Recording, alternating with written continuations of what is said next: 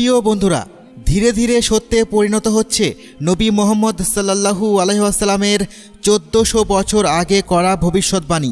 Medina ধ্বংস হবে যখন বাইতুল মুকাদ্দাস পুনরায় উন্নতি লাভ করবে। বর্তমানে আমরা দেখছি আমেরিকার প্রত্যক্ষ সমর্থনে ইসরায়েল বাইতুল মুকাদ্দাসকে তাদের রাজধানী ঘোষণা করেছে, কিন্তু এর মধ্যেই রয়েছে আরও এক ভবিষ্যৎবাণী যা তুরস্ককে কেন্দ্র করে ধীরে ধীরে বাস্তবে রূপ নিচ্ছে। দাজ্জালের সাথে তুরস্কের এক রহস্যময় সম্পর্ক রয়েছে, আর আজ আমরা সেই সম্পর্কের দিকেই আলো ফেলব। তাই ভিডিওটি শেষ পর্যন্ত দেখুন এবং আপনার মতামত কমেন্ট বক্সে লিখতে ভুলবেন না। প্রিয় দর্শক, দাজ্জালের আগমন সম্পর্কে যে হাদিসটি উল্লেখ করা হয় তা হযরত আবু হুরায়রা রাদিয়াল্লাহু তাআলা আনহু থেকে বর্ণিত। রাসূলুল্লাহ সাল্লাল্লাহু আলাইহি ওয়াসাল্লাম বলেছেন, ততক্ষণ পর্যন্ত কিয়ামত সংঘটিত হবে না যতক্ষণ না রোমানরা আমক এবং দাবিক নামক স্থানে অবতরণ করবে। দর্শক, আমক এবং দাবিক হল সিরিয়ার দুটি শহরের নাম। যখন মদিনা থেকে একটি মুসলিম সৈন্যদল তাদের মোকাবিলা করার জন্য পৌঁছাবে, তখন রোমানরা বলবে, তোমরা আমাদের এবং তাদের মাঝখানে এসো না, কারণ তারা তাদের ধর্ম ত্যাগ করেছে। জবাবে মুসলমানরা বলবে, আল্লাহর কসম, আমরা আমাদের মুসলিম ভাইদেরকে তোমাদের সামনে অসহায়ভাবে ছেড়ে যাব না। এরপর মুসলমানরা তাদের সাথে যুদ্ধ করবে। সেই মুসলিম বাহিনীর 1/3 সৈন্য পালিয়ে যাবে, যারা জাহান্নামের অধিকারী হবে। 1/3 শাহাদাত বরণ করবে, আর বাকি 1/3 রোমানদের বিরুদ্ধে জয়লাভ করবে, এবং এরপর মুসলমানরা আর কখনো বিশৃঙ্খলার শিকার হবে না। রাসূল সাল্লাল্লাহু আলাইহি ওয়াসাল্লাম আরও বলেন, এরপর মুসলমানরা কনস্টান্টিনোপল জয় করবে।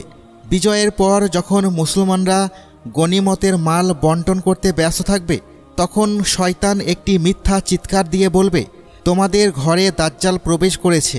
এই কথা শুনে মুসলমানরা যখন তাদের ঘরের দিকে ফিরে যাবে, ঠিক সেই সময় দাজ্জালের আগমন বাস্তবে ঘটবে। রাসূলুল্লাহ সাল্লাল্লাহু আলাইহি ওয়াসাল্লাম বলেছেন, দাজ্জাল পূর্ব দিকের একটি ভূমি থেকে বের হবে, যাকে আজ খোরাসান বলা হয়, যা প্রাচীন ইরানের অংশ ছিল। তিনি সাল্লাল্লাহু আলাইহি ওয়াসাল্লাম আরও বলেছেন, বাইতুল মুকাদ্দাসের উন্নতি মদিনার ধ্বংসের পূর্বাভাস দেবে।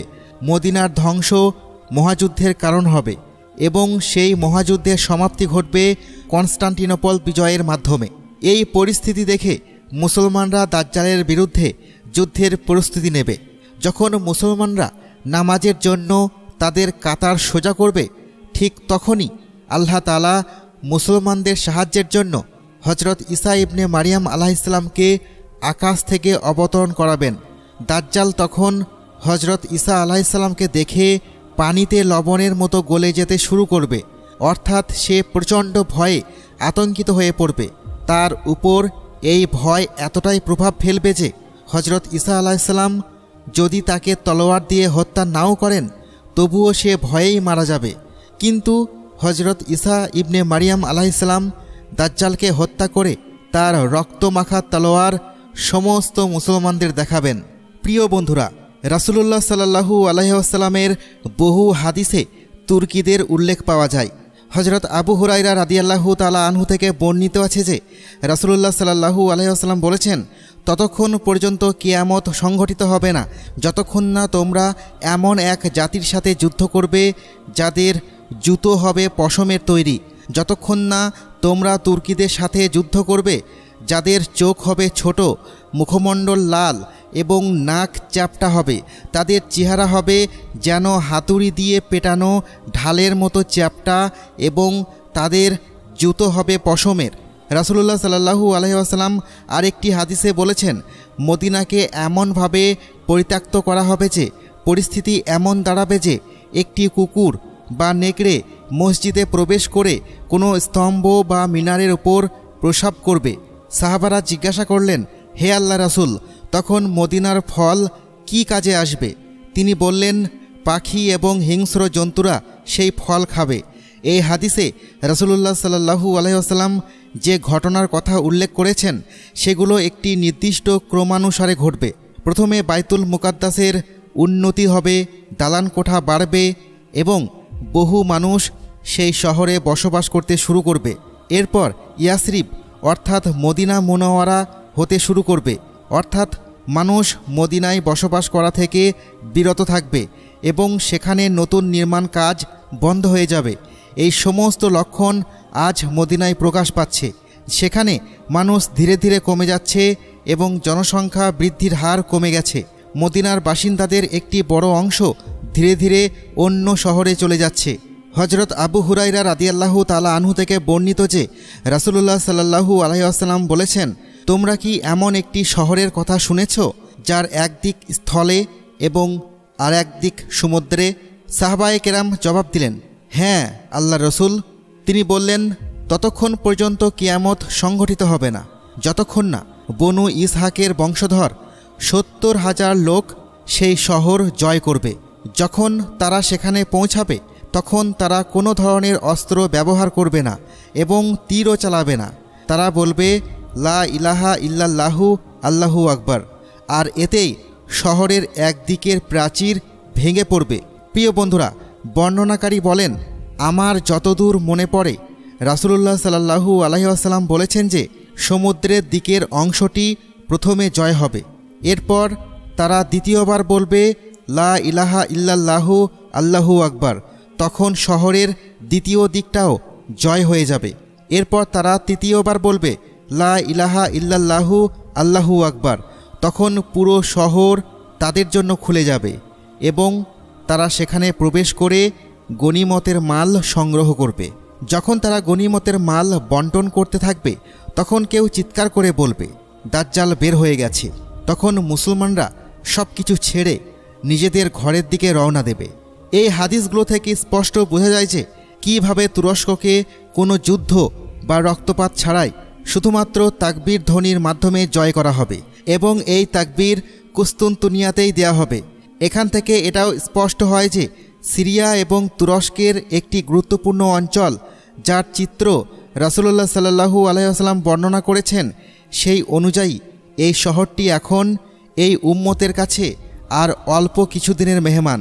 প্রিয় দর্শক, কুস্তুনতুনিয়া অর্থাৎ ইস্তানবুল সম্পর্কে রাসূলুল্লাহ সাল্লাল্লাহু আলাইহি ওয়াসাল্লাম বলেছেন, আমার উম্মতের প্রথম যে সেনাদল কায়সারের শহর কুস্তুনতুনিয়ায় আক্রমণ করবে তাদের ক্ষমা করে দেয়া হবে। আবদুল্লাহ ইবনে উমর রাদিয়াল্লাহু তাআলা আনহু আল্লাহর রাসূলকে জিজ্ঞাসা করেছিলেন, কুস্তুনতুনিয়া এবং রোমের মধ্যে কোন শহরটি আগে জয় হবে? রাসূলুল্লাহ সাল্লাল্লাহু আলাইহি ওয়াসাল্লাম জবাব দিয়েছিলেন, হেরাক্লিয়াসের এলাকা অর্থাৎ কুস্তুনতুনিয়া আগে জয় হবে। এই বিজয় সুলতান মুহাম্মদ ফাতির বিজয়ের মাধ্যমে মুসলমানদের ভাগ্যে একবার এসেছে, কিন্তু হাদিসগুলো কুস্তুনতুনিয়ার আরও একবার বিজয়ের সুসংবাদ দেয়। রাসূলুল্লাহ সাল্লাল্লাহু আলাইহি ওয়াসাল্লাম বলেছেন, তুর্কিরা 2 বার আক্রমণ করবে। যখন তারা দ্বিতীয়বার আক্রমণ করবে তখন তারা তাদের ঘোড়া ফোরাত নদীর তীরে বাঁধবে। এরপর তুর্কিরা আর থামবে না। দ্বিতীয়বার কুস্তুনতুনিয়া বিজয়ের ক্রম রাসূলুল্লাহ সাল্লাল্লাহু আলাইহি ওয়াসাল্লাম অত্যন্ত স্পষ্টভাবে বর্ণনা করেছেন।